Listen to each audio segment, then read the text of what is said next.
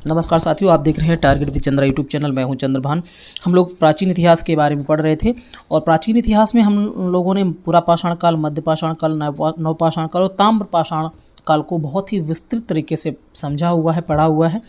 और जिन लोगों ने ये वीडियो नहीं देखे हैं, प्लीज़ मुझसे निवेदन करना चाहता हूँ कि अगर आपको वास्तव में अच्छी जानकारी चाहिए तो इनसे संबंधित जो वीडियो है वो मैं डिस्क्रिप्शन में, इसी वीडियो को डिस्क्रिप्शन में डाल दूंगा। आप वहां से इन वीडियो को देख सकते हैं। इसके अलावा हमारा चैनल भी विजिट कर सकते हैं। वहां जाकर के आप प्लेलिस्ट में जाएंगे तो प्राचीन इतिहास से संबंधित जो प्लेलिस्ट है वहां से जाकर के भी वीडियो प्राप्त कर सकते हैं। जो लोग पहली बार हमारे इस चैनल पर आए हैं, हमारा वीडियो देख रहे हैं, उनसे एक खास निवेदन है कि अगर मैं आपके लिए इतनी मेहनत करता हूँ तो आपको सिर्फ इतना करना है कि आप हमारे इस चैनल को सब्सक्राइब करें और साथ साथ में पेड़ों की रक्षा भी करें। तो save the tree and save life. अगर आप पेड़ पौधों को बचाते हैं तो आप अपने जीवन को, पशु पक्षियों के जीवन को बचा रहे हैं। एक छोटा सा यही काम करना है। हालांकि मेरा लोगो ये बहुत पहले से रहा है, लेकिन मैं अब ये कहना भी शुरू कर रहा हूँ क्योंकि पेड़ लगाने से ज़्यादा इंपॉर्टेंट क्या है, पेड़ों की रक्षा करना। क्योंकि जो हमारी रक्षा कर रहे हैं, हमारा भी उत्तरदायित्व बनता है कि हम उनकी रक्षा करें।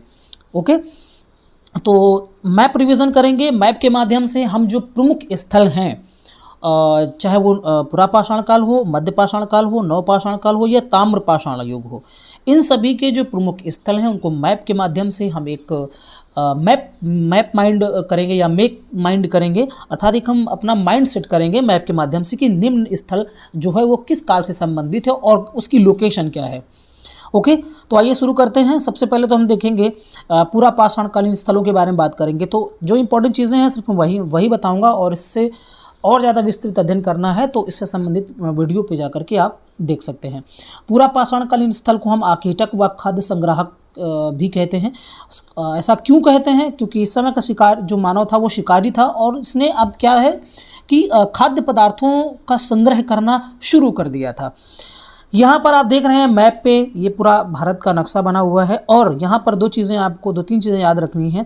एक तो जैसे आपको कुछ शब्द जो हैं वो येलो कलर से लिखे मिलेंगे और कुछ ऐसे शब्द हैं जो कि ब्लैक कलर से हैं। आपको ज़्यादातर फोकस करना है वो येलो कलर वाले स्थलों पर करना है, ठीक है। तो पूरा पाषाणकालीन स्थल की अगर बात करें तो सबसे पहला उत्तर भारत का सबसे उत्तरी स्थल जो है वो कौन सा है? सबसे उत्तरी स्थल दोस्तों है पहलगाम। और ये पहलगाम कहाँ पड़ता है? ये पहलगाम है ये जम्मू कश्मीर में, ठीक है, ये जम्मू कश्मीर में है। इसके बाद हम बात करें तो और अगर नीचे आते हैं उत्तर भारत में, उत्तर में आते हैं, अगर उत्तर प्रदेश में आते हैं तो उत्तर प्रदेश में अगर बात करें तो उत्तर प्रदेश में बेलन घाटी जो मिर्ज़ापुर में है वहाँ पर एक स्थल है लोहदा नाला। इस लोहदा नाला से क्या मिले हैं? पशुओं के अवशेष प्राप्त हुए हैं। तो लोहदा नाला किस काल का स्थल है? तो ये पूरा पाषाणकालीन स्थल है और बेलन नदी के किनारे स्थित है, ठीक है। तो वैसे अगर बात करें पूरा पाषाणकालीन स्थलों की तो ये जैसे कि हम बात करें मद्रास एक जगह है, मद्रास, वहाँ से भी इसके बहुत सारे उपकरण प्राप्त हुए हैं। इसके अलावा सोहन घाटी जो वर्तमान में पाकिस्तान में है वहाँ से भी बहुत सारे उपकरण इस काल के मिले हुए हैं। इसके अलावा अगर हम बात करें उत्तर प्रदेश की तो मिर्ज़ापुर, जैसा कि मैंने अभी आपको बताया, बेलन घाटी या बोलन नदी घाटी के समीप जो है इस तरह के पूरा पाषाणकालीन स्थल के साक्ष्य या उपकरण प्राप्त हुए हैं। मध्य प्रदेश के भोपाल के पास भीमबेटका की गुफाएं भी हैं, ये भी आपकी पूरा पाषाण कालीन स्थल हैं। तो यहाँ पर आप देख रहे हैं भीमबेटका, आदमगढ़।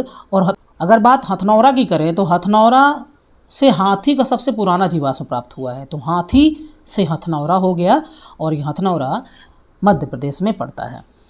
इधर आप देखेंगे मैप में तो ये वाला जो एरिया है अरब सागर का एरिया है ना, इधर वाला, और इस तरफ वाला बंगाल की खाड़ी का एरिया है।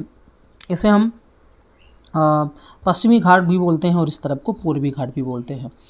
तो इधर हम देखेंगे कि जैसे कृष्णा नदी है, महानदी है, ये सारी की सारी जो हैं वो बंगाल की खाड़ी में आकर के गिरती हैं। हाँ, नर्मदा और ताप्ती की बात करें तो ये अरब सागर में गिरती हैं। खैर, हम उतना ज़्यादा उस डिटेल पे नहीं जाएंगे क्योंकि हमें महत्वपूर्ण स्थलों की बात करनी है। जैसे आप देखेंगे कि सबसे इंपॉर्टेंट चीज़ यहाँ पर लिखी हुई है कि 1863 ईस्वी में सर्वप्रथम रॉबर्ट ब्रूस फूट ने मद्रास के निकट प्रथम हैंडेक्स प्राप्त किया था। तो अब मद्रास के निकट दोस्तों अगर आपके दिमाग में बात आ रही होगी तो वो जगह कौन सी है? पल्लवरम। ये देखिए आप यहाँ पर लिखा हुआ है पल्लवरम। इसी पल्लवरम से सर्वप्रथम रॉबर्ट ब्रूस फूट ने क्या किया था कि हैंडेक्स या हस्त कुठार या हस्त कुल्हाड़ी को प्राप्त किया था। और यही एक वजह है कि कई बार इनको प्रागैतिहासिक पुरातत्व, भारत में प्रागैतिहासिक पुरातत्व का जनक भी कहा जाता है।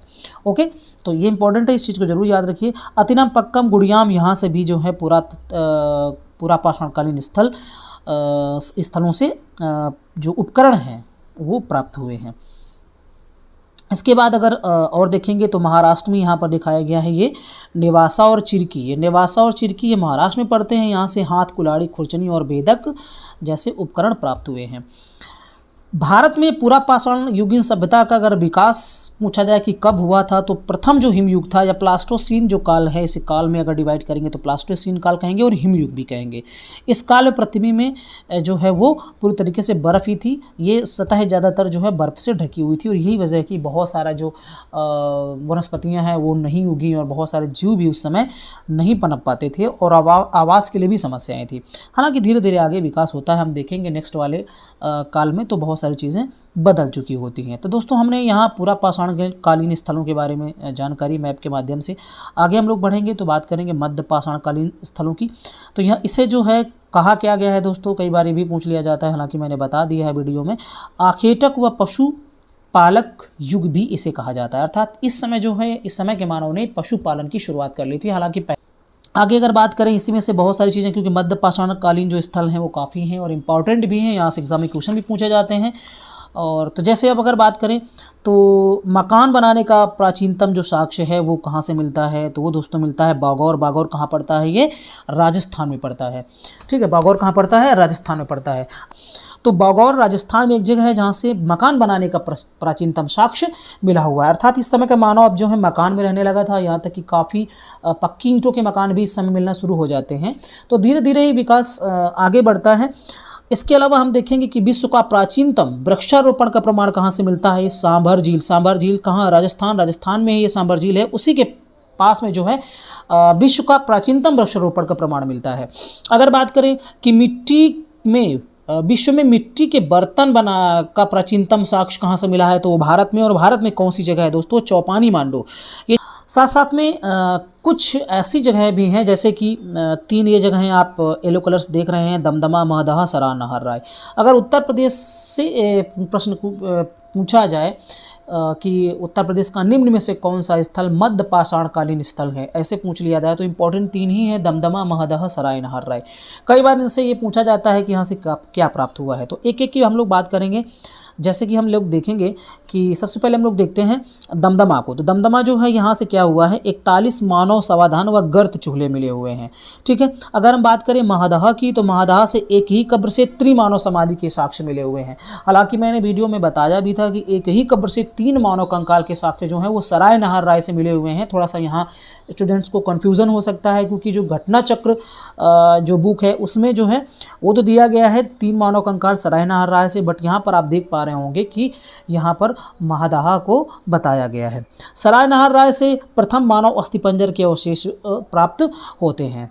ठीक है, तो ये तीनों स्थल आपको जरूर एक बार देख लेने चाहिए, बहुत इंपॉर्टेंट है। आगे हम लोग बढ़ेंगे और जब हम साउथ इंडिया की बात करेंगे और दक्षिण में बढ़ेंगे, तो जैसे हम यहाँ पर देख पा रहे हैं कि ये आदमगढ़ है, आदमगढ़ भीमबेटका की गुफाएं हैं, है ना। नर्मदा नदी यहाँ पर पड़ती है, तो नर्मदा नदी घाटी में भी जो है मध्य पाषाणकालीन स्थल जो है वो हम देखते हैं, पाते हैं। ठीक है, और जैसे कि एक चीज़ मैंने बताई थी कि मध्य पाषाण काल की खोज जो है वो किसने की, C.L. कार्लाइल ने। आगे हम लोग देखते हैं कि स्तंभ गर्त यहाँ पर होता क्या है कि जैसे सराय नाहर राय की बात करें तो यहाँ से स्तंभ गर्त के प्रमाण मिलते हैं। शवों का सिर पश्चिम व पैर पूरब की तरफ होता था, ये सराय नाहर राय है ना, यहाँ से ऐसे मिले हुए हैं। तो काफ़ी इंपॉर्टेंट है। पहला पालतू पशु जो था वो कुत्ता था, यहीं से मिलता है। और पशुपालन का प्राचीनतम साक्ष्य की बात करें तो आदमगढ़ सबसे इंपॉर्टेंट है, आदमगढ़ यहाँ से प्राचीनतम साक्ष्य मिले हैं। मकान बनाने के प्राचीनतम साक्ष्य की बात करें तो मैंने आपको बता दिया कौन सी जगह है, बागौर, और ये कहाँ पर पड़ती है, राजस्थान में, कोठारी नदी के तट पर स्थित है। ठीक है, और ये जो है भारत का सबसे बड़ा मध्य पाषाणिक आवास स्थल है, जिसका उत्खनन VN मिस्र के द्वारा करवाया गया था। ठीक है, अब यहाँ पर लिखा गया है कि स्तंभ गर्त का अर्थ निवास योग्य ऐसे फर्श जिनमें स्तंभ हो और ऊपर छत की व्यवस्था हो, इस तरीके से। तो मैंने कुत्ते के बारे में बता ही दिया कि प्रथम जो साक्ष्य था वो पशुओं में वो कुत्ते का था, और कहाँ से मिलता है दोस्तों, आदमगढ़ से, ये चीज़ भी मैंने बता दी। इसके बाद बालू के टीलों को स्थानीय भाषा में टेरी कहा जाता था। तो टेरी भी एक स्थल है जो कि मध्य पाषाणकालीन स्थल है, और ये एकदम साउथ इंडिया में जब बात करेंगे केरल के समीप, तो वहाँ से ये वहाँ ये पाया गया है। इस समय जो है ज़्यादातर जलवायु में कोई खास परिवर्तन नहीं होता, जैसे कि पहले हिमयुग चल रहा था पूरा पाषाणकालीन समय में, उस तरह यहाँ भी जो है वो चल रहा था। ठीक है, ये आखेटक व पशुपालक काल भी से कहा गया। यहाँ पर आप देख रहे होंगे गैरिक मृदुभांड पात्र, ठीक है, ओचरी क्लाउटेड पॉटरी, अंग्रेजी इसमें फुल फॉर्म ये होगा, गैरिक हिंदी में बोलेंगे गैरिक मृदुभांड पात्र। यह संस्कृति जो है गंगा यमुना दोआब में शुरू हुई थी। विशिष्ट मृदुभांड के साक्ष्य हस्तिनापुर व अतरंजी खेड़ा से प्राप्त हुए हैं। अतरंजी खेड़ा दोस्तों एक ऐसी जगह है जहाँ से सबसे पहले लौह धातु के उपयोग के साक्ष्य मिले हुए हैं, और इसके बाद तो फिर एक क्रांति ही आ जाती है कि बहुत ज़्यादा जो है लोहे की खोज के बाद बहुत सारी आबादी जो है वो बसना शुरू हो जाती है, बस्तियां बसना शुरू हो जाती है, क्योंकि आसानी से पेड़ों को छटाई और झाड़ियों की छटाई उस से की जा सकती थी, क्योंकि जो लोहा धातु है वो थोड़ा सा कठोर धातु होती है। ठीक है, तो गैरिक मृदुभांड पात्र का मतलब गेरुए कलर के जो मिट्टी के बर्तन थे उनकी शुरुआत यहाँ से हम देखते हैं। आगे हम लोग बात करेंगे नवपाषाणकालीन स्थल की। तो ये प्रथम खाद्य उत्पादक था। देखिए वहाँ पर क्या था कि अभी पशुपालन करना उसने शुरू किया था, लेकिन धीरे धीरे अब यहाँ पर वो फसल उगाना भी सीख लेता है इस समय का मानव, और इसकी खोज जो है वो 1842 ईस्वी में डॉक्टर प्रिमरोज ने की थी। ठीक है, प्रिमरोज या प्राइमरोज, इस चीज़ को याद रखिए। पिछले बार में मैंने थोड़ा सा इस पर मिस्टेक कर दिया था, तो कभी कभी हो जाता है, इसके लिए आपसे क्षमा चाहते हैं। देखिए इस समय क्या था कि जब वो प्रथम खाद्य उत्पादक हुआ, फसलें उगाना शुरू कर दिया, तो उसको अनाज रखने के लिए, उसके भंडारण के लिए बहुत सारे बर्तनों की आवश्यकता हुई, और यही एक रीज़न है कि इस समय जो है मृदुभांड बनना शुरू हो गए थे। हाँ, हालांकि ये है कि अभी मृदुभांड जो है वो चाक से इसके नहीं बनते थे, लेकिन अब क्या है कि चाक से भी बनाना शुरू हो गए थे। पहले जितने भी मिट्टी के बर्तन बनते थे वो जो कुम्हार का चाक है उससे नहीं बनते थे, लेकिन जैसे ही हम नवपाषाण काल में प्रवेश करते हैं, इस समय हम देखते हैं कि अब जो बर्तन हैं वो कुम्हार का जो चाक होता है उससे बनाना शुरू हो गए थे। और एक चीज़ और यहाँ विकसित होती है कि पहले तो मिट्टी के बर्तन ऐसे ही बनाए जाते थे, लेकिन अब इन मिट्टी के बर्तनों में चित्रकारी भी प्रारंभ हो गई थी। तो एक बहुत ही महत्वपूर्ण जो चीज़ है वो यहाँ से शुरुआत हो जाती है कि पहले गैरिक मृदुभांड हुआ करते थे, लेकिन अब यहाँ पर कुछ कलर्स भी आते हैं इनमें, और इसके साथ साथ यहाँ पर चित्रकारी भी हमें यहाँ पर देखने को मिलती है। अब स्थलों की अगर बात करें, तो मुख्य स्थलों की अगर बात करें तो आप देखेंगे यहाँ पर जैसे कि बुर्ज होम, गुफा कराल, ये दोनों जो हैं वो जम्मू कश्मीर में स्थल हैं, और मैंने बताया भी था इनके बारे में कि बुर्ज होम से जो है गर्त आवास के साक्ष्य मिले हुए हैं, है ना। गुफा कराल से भी काफ़ी इंपॉर्टेंट चीज़ें मिली हुई हैं। दोनों स्थल बहुत इंपॉर्टेंट हैं। नवपाषाणकालीन स्थलों में अगर देखा जाए तो ये दो चीज़ें उत्तर भारत में जो दोनों स्थल हैं, यहाँ से प्रश्न कई बार जो है वो पूछा गया है। इस चीज़ को आप ज़रूर याद रखिए, बुर्ज होम और गुफा कराल। ठीक है, बुर्ज होम और गुफा कराल ये दोनों इंपॉर्टेंट हैं। आगे हम बात करेंगे और कुछ जगहों की।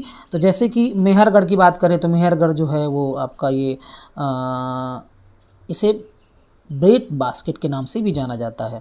ठीक है, हस्तिनापुर, ये हस्तिनापुर दिल्ली के समीप जो पड़ता है, यहाँ से कांच की चूड़ियों के साक्ष्य मिले हुए हैं।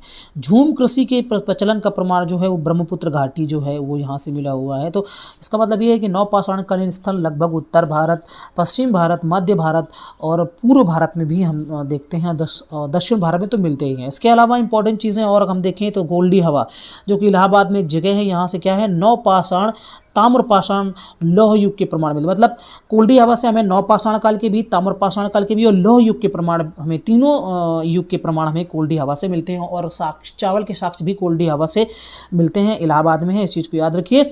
चिरांद एक जगह है, चिरांद जो है वो एक जगह है, और ये भी काफ़ी इंपॉर्टेंट है अगर हम नवपाषाणकालीन स्थलों की बात करें तो। ठीक है, इसके बाद अगर और साउथ में जाएंगे तो नेवासा, जो कि महाराष्ट्र में पड़ता है, नेवासा, और यहाँ से सूती वस्त्र के साक्ष्य में प्राप्त होते हैं, जो कि नवपाषाणकालीन सभ्यता से संबंधित है। दक्षिण भारत में जाएंगे तो सर्वप्रथम पालिशदार कुल्हाड़ी का साक्ष्य हमें लिंग सुंगूर से मिलता है।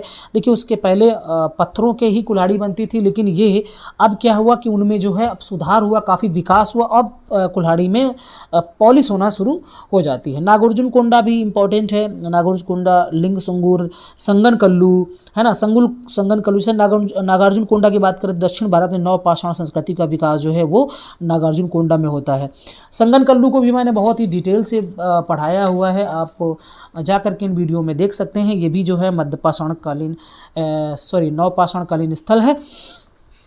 इसके बाद और आगे जब हम बढ़ेंगे तो यहाँ पर देखेंगे, और जब हम साउथ में जाएंगे और दक्षिण में जाएंगे तो पय्यमपल्ली एक जगह है जहाँ से कपड़े निर्माण का प्रथम साक्ष्य हमें देखने को मिलता है, पय्यमपल्ली से। ठीक है, सोने का साक्ष्य जो है, सोने का सबसे पुराना अवशेष 1800 ईसा पूर्व के आसपास कर्नाटक के कोलार खानों में आज भी सोना निकलता है ना।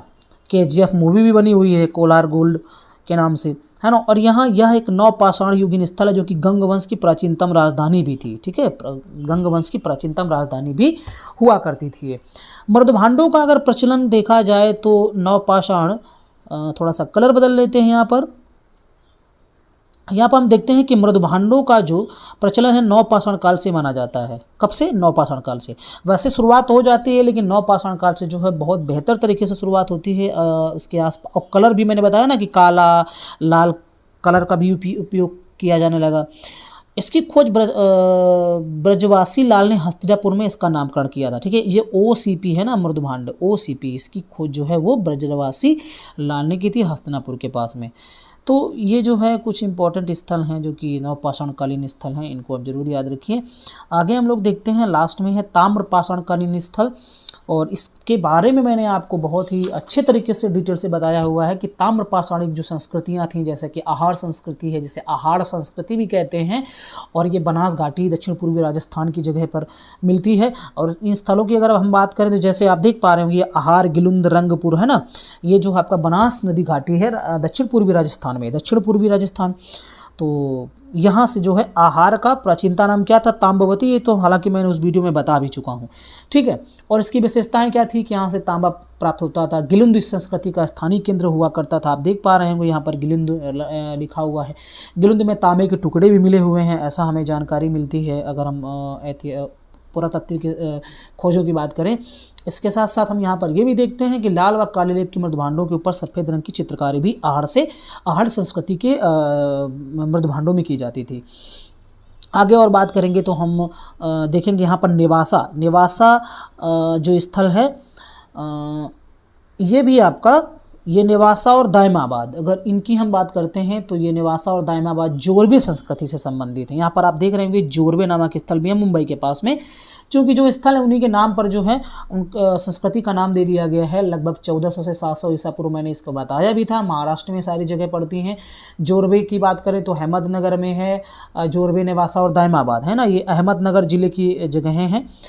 और दायमाबाद सबसे बड़ा स्थल हुआ करता था अगर हम बात करें जोरवे संस्कृति का। इसके बाद अगर हम देखें पटसन का प्रथम साक्ष्य, है ना, पटसन का प्रथम साक्ष्य भी हमें कहाँ से मिलता है? यही जो जगहें हैं नेवासा से। तो ये कुछ इंपॉर्टेंट चीज़ें हैं। और हम देखेंगे जैसे कि आप ये इनाम गांव देख रहे हैं, इनाम गांव के बारे में भी मैंने बताया था कि इनाम गांव से मात्र देवी की प्रतिमा मिली थी। इनाम गांव की बस्तियां जो थी वो किले बंद थी। कैसी थी? किले बंद थी। इस चीज़ को भी मैं बता चुका हूँ। ये ग्रामीण संस्कृति हुआ करती थी। ताम्रपाषाण युगीन सबसे बड़ी बस्ती जो है वो जोरवे संस्कृति से संबंधित थी, और वो कौन सी थी? दायमाबाद। मैं पहले ही बता चुका हूँ, दायमाबाद जो है वो जोरवे संस्कृति का सबसे बड़ा स्थल हुआ करता था। तांबे का प्रथम कुल्हाड़ी औजार जो है, जिस कुल्हाड़ी में तांबा लगा हुआ हो, ऐसा हमें अतिरम पक्कम से मिलता है। ठीक है, लेकिन प्रथम हस्त कुठार जिसमें तांबे का इस्तेमाल नहीं किया गया था, जिसकी खोज 1863 ईस्वी में रॉबर्ट ब्रूसफोर्ड ने की थी, वो हस्त कुठार था, वो पूरा पाषाणकालीन स्थल। उस पर तांबे की धातु का इस्तेमाल नहीं किया गया था। वो जगह थी पल्लवरम। याद रखिए, तांबे के कुल्हाड़ी, यहाँ पर कुल्हाड़ी मिली हुई है लेकिन यहाँ तांबे के साथ में मिली हुई है, और वो जगह है अतिरम पक्कम। ये भी मद्रास में ही है। इस चीज़ को आप जरूर याद रखिए, क्योंकि कई बार यहाँ पर जो है कन्फ्यूज़न होने लगता है। कालक्रमानुसार भारत में हड़प्पा कांस संस्कृति और पहले और अधिकांश ताम्रपाषाण युगीन संस्कृतियाँ बाद में आती हैं। इसको भी मैंने वीडियो में बता रखा है। अब देखिए, एक चीज़ और यहाँ पर आपको देख लेना जरूरी है कि मानव सभ्यता का क्रम क्या था। सबसे पहले जो है वो पत्थरों का इस्तेमाल उसने किया, उसके बाद फिर वो तांबे का इस्तेमाल करना शुरू करता है, कॉपर, फिर उसके बाद वो कांसे का, ब्रॉन्ज का इस्तेमाल शुरू करता है, और लास्ट में आता है लौह युग, आयरन एज। इस समय लोहे की खोज हो जाती है, तो काफ़ी विकास होता है, है ना, मानव का काफ़ी विकास हम देखते हैं। तो लास्ट जो है धातुओं के अकॉर्डिंग जो है वो लास्ट काल जो है, लास्ट जो पीरियड है वो है लौह काल। तो ये कुछ स्थल थे ताम्रपाषाणकालीन स्थल, और हमने बात की मैप के माध्यम से नवपाषाणकालीन स्थलों की, हमने बात की यहाँ पर मध्यपाषाणकालीन स्थलों की मैप के माध्यम से, हमने यहाँ पर पूरा पाषाणकालीन स्थलों की भी बात की। दोस्तों वीडियो कैसा लगा? अगर जरा सा भी आपके लिए हेल्पफुल लगा हो तो आप ज़रूर कमेंट्स करके बताइए। अगर कोई कमी रह गई हो तो आप उसके लिए भी आप बता सकते हैं, सजेस्ट कर सकते हैं, ताकि मैं और बेहतर तरीके से आपको उस तरीके की चीज़ें दे सकूँ। वीडियो देखने के लिए आपका बहुत बहुत धन्यवाद।